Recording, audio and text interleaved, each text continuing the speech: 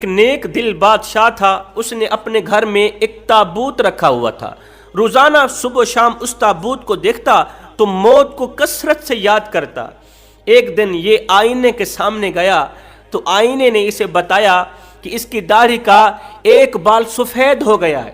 جیسے ہی اسے پتہ چلا کہ میری داڑھی کا ایک بال سفید نکل آیا ہے تو اس نے تابوت اٹھایا، ایک سائڈ پہ پھینک دیا۔ کسی نے کہا ایسا کیوں کیا؟ کہا اب تو مجھے یہی ایک سفید بال بھی چین سے نہیں سونے دے گا۔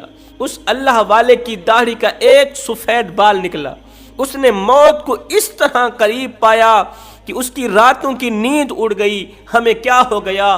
ہماری تو ساری کی ساری داڑھی چٹی ہو گئی، ابھی تک ہم نے آخرت کی پرواہ کیوں نہ کی؟ حضرت امام باقر رضی اللہ تعالی عنہ فرماتے ہیں کہ مرنے والے کو موت سے 7 دن پہلے یہ ایک خواب ضرور آتا ہے